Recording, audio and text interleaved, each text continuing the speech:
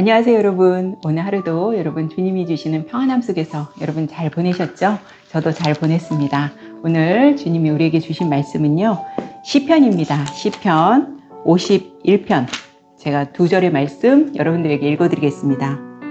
주께서는 제사를 기뻐하지 아니하시나니 그렇지 아니하면 내가 드렸을 것이라. 주는 번제를 기뻐하지 아니하시나이다. 하나님께서 구하시는 제사는 상한 심령이라.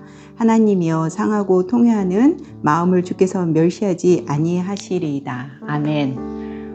어느 마을에 두 사람이 있었습니다. 한 사람은 굉장히 부자고요. 다른 한 사람은 굉장히 가난한 사람이었습니다. 부자에게는 뭐 소나 양이나 뭐 염소나 이런 것이 너무나 많았는데, 가난한 사람에게는요, 자기가 그냥 사서 기르는 암양 새끼 한 마리 있습니다. 근데 그 암양 새끼 한 마리를 얼마나 진짜 애지중지하고 이렇게 키우는지 딸처럼 생각하면서 그 암양을 이제 새끼 이제 한 마리를 키우고 있는데요.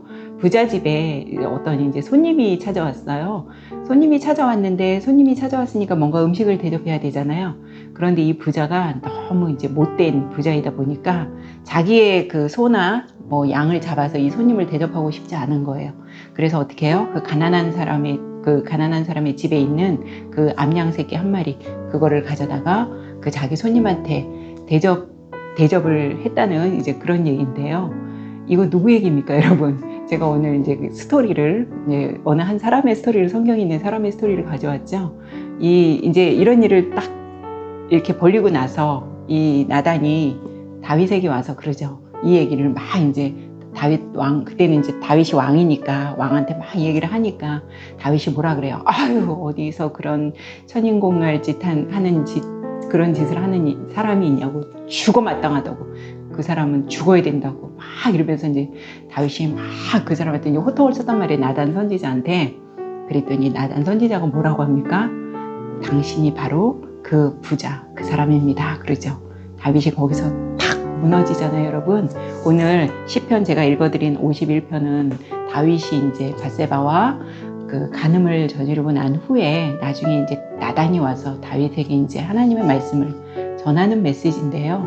이 시편에 나와 있는 이 말씀은 여러분 호세아서 6장 6절에도 이 말씀이 그대로 나옵니다. 제가 한번 여러분들에게 읽어드리겠습니다. 나는 인애를 원하고 제사를 원하지 아니하며 번제보다 하나님을 아는 것을 원하노라. 여기 호세아서에도 나와 있고, 또 후에 예수님께서 마태복음에서도 이 말씀을 똑같이 하십니다. 마태복음 9장 13절의 말씀 또한 그 똑같은 말씀을 하시는데요. 9장 13절이죠. 너희는 가서 내가 긍휼을 원하고 제사를 원하지 아니하노라 하신 뜻이 무엇인지 배우라. 나는 의인을 부르러 온 것이 아니요 죄인을 부르러 왔노라 하시니라. 똑같은 이 말씀이 시편에도 나오고 호세아서에도 나오고 마태복음에도 이제 나오는데요. 다윗이라는 사람은 어떤 사람이었을까요? 여러분, 오늘 이 짧은 시간에 다윗의 스토리를 다 말씀드릴 수는 없지만, 한 예를 들어서 다윗은 그 밧세바의 간음 사건 이전에 다윗은 어떤 사람이었냐면요. 한 예를 들자면 아둘람 공동체라고 여러분 잘 아시죠? 소외되고 사회적으로 버림받고 약자, 그런 사람들을 다윗이 다 거두어서, 정말 다윗이 그때는 자기가 전쟁에서 나가서 어떤 전리품을 받아오잖아요. 이제 전쟁에서 이기면, 그러면 전쟁에 나갔던 사람이나 안 나갔던 사람이나 똑같이 공평하게 그 소외된 사람들을 돌보면서 다윗이 그렇게 했던 사람이에요. 그런데 어느 날 다윗이 이제 자기가 왕이 되고 어느 정도 다 이제 정리가 다 되고 막 정적 다 제거되고 정리되고 평안할 때쯤, 꼭 이럴 때 이제 사탄이 교묘하게 우리를 이렇게 노리잖아요. 그럴 때 모든 것이 다 평안하고 모든 것이 다 안정되고 모든 문제가 이렇게 없는 듯해 보일 때가 가장 문제라고 하죠. 다윗이 이제 그럴 때 이렇게 낮잠을 자고 옥상에서 이렇게 내려다보다가 밧세바라는 어떤 아름다운 여인을 보면서 그 여인을 취하고 그 여인과 간음을 저지르고 그러다가 어떻게 보면 다윗은 그냥 이 여인을 정말 자기가 유부녀인데 아내로 맞이하려고 그랬겠어요. 그냥 정말 그 한눈에 이렇게 첫눈에 딱 반해서 어떻게 그냥 한번 그 여인과 이제 잠을 자고 났는데, 이 여인이 어떻게 돼서 임신을 했잖아요. 임신한 일로 이제 큰일이 난 거죠. 덮으려고 하다 보니까 이 밧세바의 남편 햇사람 우리아까지 죽이는 그런 일까지 했단 말이에요. 여러분, 이걸 보면 저는 이 다윗의 그런 짓을 한 걸 보면 태초부터 창세기 때로 저는 이 얘기를 똑같이 끌고 갈 수 있습니다. 아담과 하와의 범죄의 시작이죠. 선악과를 보았어요. 똑같아요. 다윗하고 이 하와도 똑같은 거죠. 봤어요. 먼저 봤는데 너무 탐스러운 거죠. 그 열매가 너무 탐스러워서 하와도 그걸 땄어요. 취했죠. 결국 아담과 하와에게 이 선악과를 따서 먹음으로써 인류에 어떤 게 들어왔죠? 죽음이 들어왔죠. 다윗도 마찬가지죠. 그 bat세바를 취함으로써 그 bat세바의 남편 셋사람 우리아를 죽이는 일이 발생했죠. 그런데 또 이거와 똑같은 사건이 여러분 어디서 볼 수 있으면 나중에 열왕기에 가면 아합이요. 나봇의 포도원, 그렇게 자기가 왕이고 모든 거 다 풍족히 가졌음에도 불구하고 그 왕궁 옆에 있는 나봇의 포도원이 또 탐나서 어떻게 합니까? 아합의 부인 이세벨이 똑같은 짓을 하잖아요. 아합도 그 포도원을 봤어요. 봤는데 너무 탐나죠? 탐나서 어떻게 했어요? 자기 아내 이세벨이 그 나봇을 죽이고 그걸 취했잖아요. 결국 나봇이 죽었단 말이에요. 어떻게 보면 태초부터 이 죄가 들어오기 시작하면서 인간에게 죄가 들어오기 시작하면서 똑같은 거예요. 그래서 이 다윗은 단지 간음을 저지르고 이 살인을 한 그 2계명만 어긴 게 아니고요. 어떻게 보면 10계명 전체를 범했다고 볼 수 있습니다. 여러분, 10계명의 1계명이 뭐예요? 하나님께서 그러셔요. 너는 나 외에 다른 신을 두지 마라 하는 게 1계명이고 2계명은 우상 섬기지 마라, 우상 두지 마라. 3계명은 망령되이 행하지 마라. 안식일을 거룩히 지켜라. 부모를 공경하라. 근데 이제 6계명부터는 살인하지 마라, 간음하지 마라, 도둑질하지 마라, 이웃에 대해서 거짓 증언하지 마라, 내 이웃의 집을 탐내지 마라. 보면 6계명부터 10계명은 다윗이 버젓이 그냥 저지른 거예요. 살인했죠. 간음했죠. 남의 부인 도둑질했죠. 거짓 증언.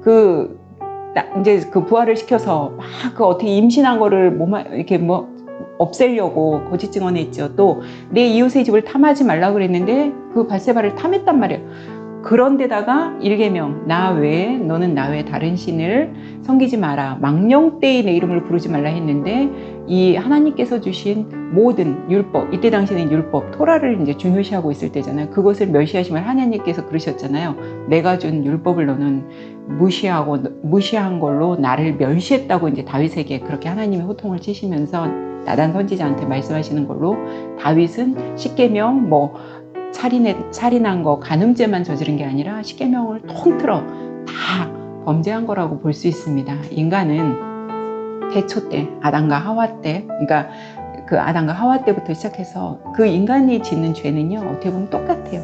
요즘 저도 이제 제대로 보지는 못했지만 넷플릭스에서 오징어 게임이라는 그 드라마인지 영화인지 그게 지금 난리잖아요. 사람들만의 이게 난리죠. 결국은 뭐예요? 그 안에서도 굉장히 추악한, 어떻게 보면 일확천금을 노리기 위해서 그곳이 죽음으로 가는 길인지 알면서도 사람들이 그곳으로 들어가는. 그래서 저도 하도 그런 얘기 하시길래 도대체 이게 뭐길래 이렇게 얘기하시나 그래서 저도 한번 이렇게 봤는데 그 드라마를 보면서 제가 느낀 건 뭐였냐면 누구도 강요하지 않았거든요.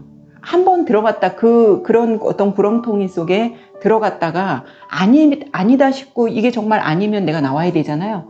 근데 이 드라마 안에서 이 사람의 심리를 참 잘 이렇게 묘사를 했더라고요. 보면 그곳을 누가 강압적으로 오라고 해서 끌어온 것도 아니고 무슨 인신매매들처럼 끌어들인 것도 아니에요. 그런데 사람들이 그 일확천금 456억이라는 그 돈을 취하고 싶어서 그곳으로 들어간다는, 저는 그 사람들의 그런 어렸을 때 무슨 게임 이런 거 하면서 오직 그 돈만을 위해서 내가 그 돈을 취하기 위해서는 결국 어떻게 해야 됩니까? 누군가는 죽어야 돼요. 똑같아요. 다윗도 그렇고 이 아합도 그렇고 자기가 갖고자 하는 거를 취하기 위해서는요, 누군가를 죽여야 돼요. 우리아를 죽이고 나봇을 죽인 것처럼 그 오징어 게임 그 안에서도요, 그 어마어마한 그 액수의 돈을 취하기 위해서는 어제까지도 예를 들어 나와 네가 친구이고 나와 너가 이웃 사촌이었어도 저 돈을 위해서는 너와 나 둘 중에 하나는 죽어야 되는 거예요. 일확천금을 위해서 인간들의 그러니까 죄는 끊임없다는 거예요. 욕심은 한도 끝도 없고요. 가져도 우리 인간에게는 내 안에 정말 우리 예수 그리스도가 들어와 있지 않으면 아무리 많은 걸 가져도 그 어느 분이 그러시잖아요. 우리나라 예를 들어 서울에 있는 땅 다 사고 나면 또 그거로 만족하는 게 아니라 또 지방으로 가서 부산, 마산, 대전, 울산 이런 데 땅을 사고 또 거기 땅 다 사면 만족하냐? 아니요. 그렇지 않죠.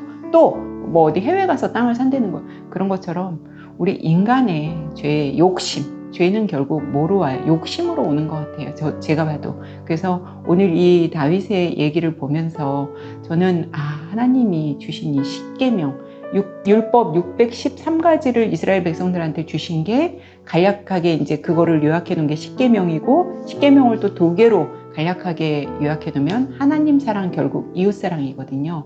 그래서 그 하나님께서 고귀하고 거룩한 정말 그 십계명을 주셨는데 이 다윗 그 십계명 다 위반했는데도 지금도 다윗은 이스라엘의 위대한 왕으로 남아있단 말이죠. 왜 그럴까요?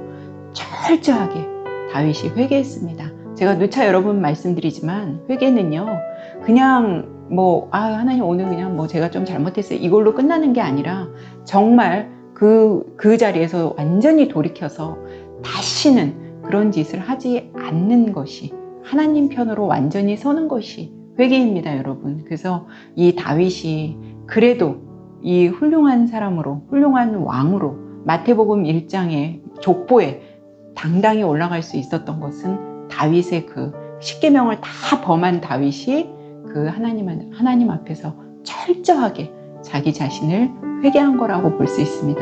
회개가 참 중요한 거라고 저는 생각이 됩니다. 그래서 오늘 이 다윗의 얘기를 통해서 혹시 우리가 놓치고 있는 회개하지 않은 것은 없는지 오늘 밤 또 생각해 보면서 여러분 잠드셨으면 좋겠습니다. 오늘도 편안하고 좋은 밤 되세요. 우리는 내일 뵙겠습니다.